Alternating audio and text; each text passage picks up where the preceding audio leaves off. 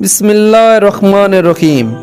हज़रत मोहम्मद सल्लल्लाहु अलैहि वसल्लम ने इरशाद फरमाया कि उस घर में फ़रिश्ते दाखिल नहीं होते जिस घर में कुत्ता या तस्वीर हो, और फरमाया नबी पाक सल्लल्लाहु अलैहि वसल्लम ने सबसे ज़्यादा अज़ाब अल्लाह ताला के नज़दीक तस्वीर बनाने वाले को होगा।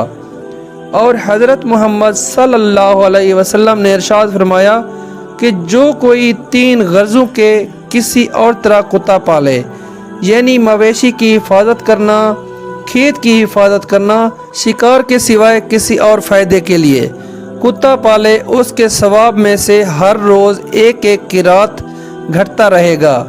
और दूसरी हदीस में है कि अल्लाह मियाँ के यहाँ किरात ओद पहाड़ के बराबर होता है। इन हदीसों से तस्वीरें बनाना, तस्वीर रखना, कुत्ता पालना सब का हराम होना मालूम होता है। इसलिए इन बातों से बहुत बचना चाहिए।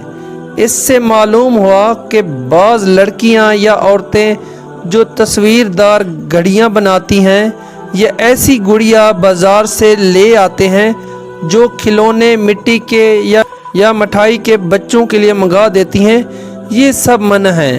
उन बच्चों को उससे दूर रखना चाहिए।